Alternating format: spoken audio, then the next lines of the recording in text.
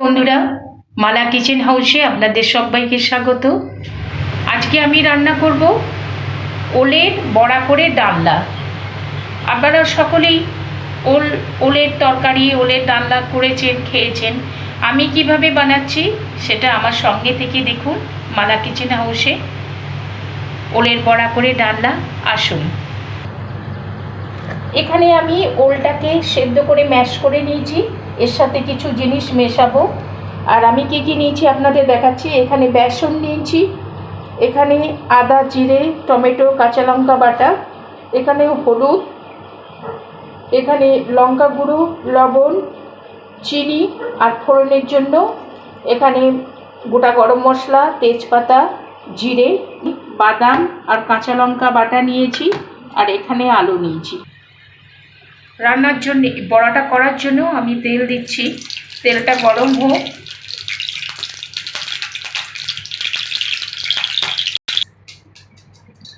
এখানে আমি বেসন দিচ্ছি পরিমাণ মতো। 3 টেবিল চামচ বেসন দিলাম,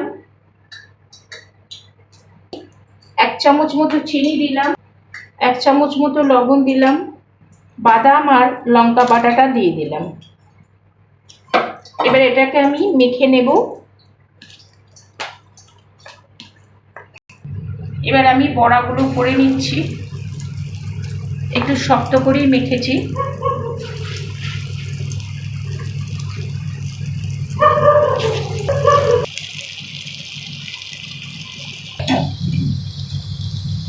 এই বড়াগুলো আমি তুলে নিচ্ছি।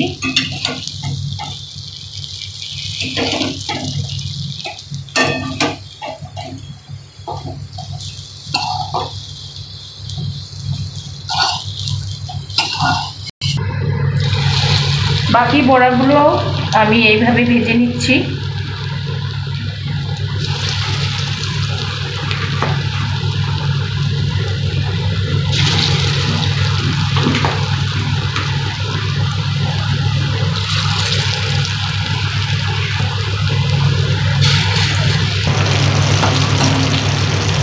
দেখুন বন্ধুরা, বড়া বলতে পারেন এগুলো, বা কোপ্তা, খুব সুন্দর হচ্ছে। আপনারাও বাড়িতে এভাবে বানাবেন ওলের বড়া বা ওলের কোপ্তা।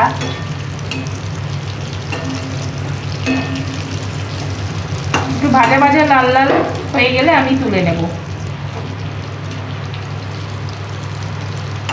বড়াগুলো আমার প্রায় ভাজা হয়ে গেছে, 2 পিঠি ভালো করে ভাজা হয়ে গেছে। আমি এবার তুলে নিচ্ছি।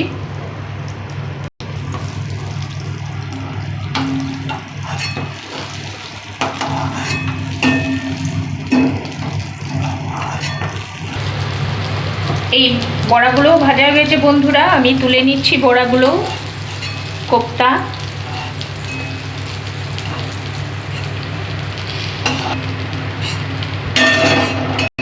এইগুলো আমি ডালনা করব। এবার ওই তেলেতেই আমি আলবো। একটু সরা, আলুগুলো একটু লাল লাল করে ভেজে নেবো আমি লবণ হলুদ দিয়ে। একটু হলুদ দিলাম আর একটু লবণ দিয়ে দিলাম, দিয়ে আমি একটু ভেজে নিচ্ছি আলুগুলো। খুব লাল করে ভাজবো না, হালকা লাল করে ভেজে নেব। এবার আমি একটু ঢাকা দিয়ে ভাজাবো।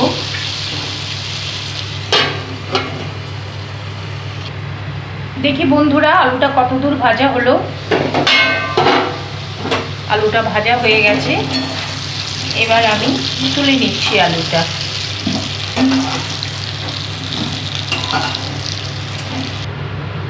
ওই তেলেতেই আমি আর একটু তেল দিয়ে দিচ্ছি রান্নার জন্য।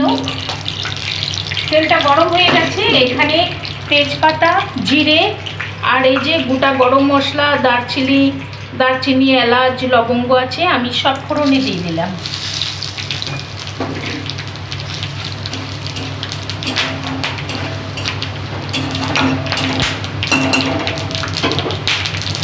আমি একটু এরপর আমি মশলাটা দিয়ে দেব।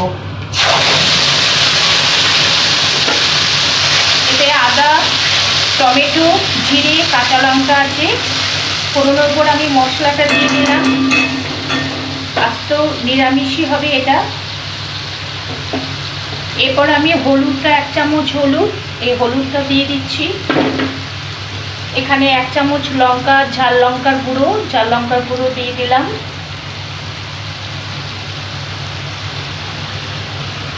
এখানে লবণ আছে 1 চামচ, লবণ দিয়ে দিলাম। আর এখানে চিনি আছে 1 চামচ, চিনি দিয়ে দিলাম।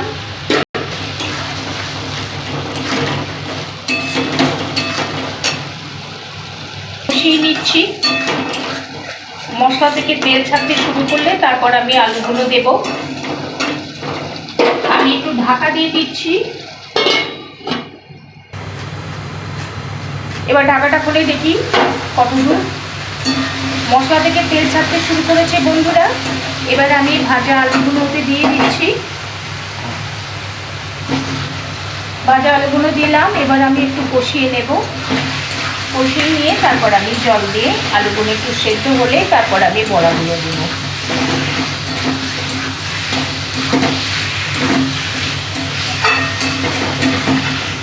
জল দিয়ে দেবো। কষানো আমার হয়ে গেছে। এবার আমি জল দিয়ে দিচ্ছি। আলুটা ভেজে নিয়েছি, বেশিক্ষণ লাগবে না সেদ্ধ হতে। আমি এবার জল দিচ্ছি।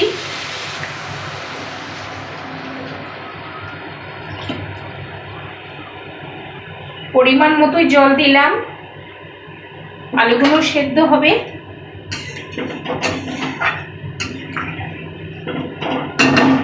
এবার আমি ঢাকা দিয়ে দিচ্ছি। দেখি বন্ধুরা আলুটা কতদূর সেদ্ধ হলো।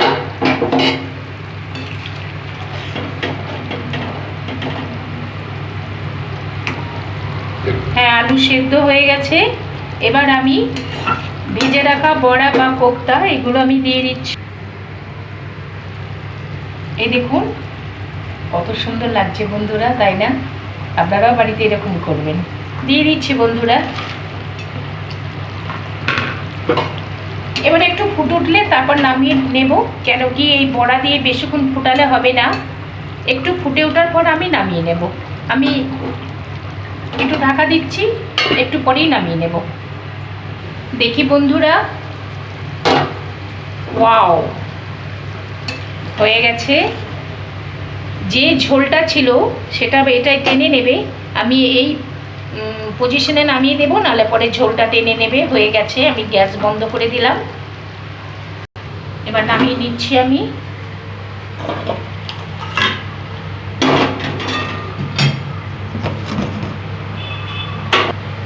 দেখুন বন্ধুরা ঝোলটা কত সুন্দর হয়েছে। আমি বলছি আপনারা করে খেয়ে বলবেন, এবং দেখেও আপনাদের নিশ্চয়ই ভালো লাগছে। আমার তো ভালো লাগছে বন্ধুরা। তো বন্ধুরা একবার এইভাবে বাড়িতে ট্রাই করে খাবেন, তৈরি করে দিয়ে আমাকে কমেন্টে জানাবেন কেমন হয়েছে।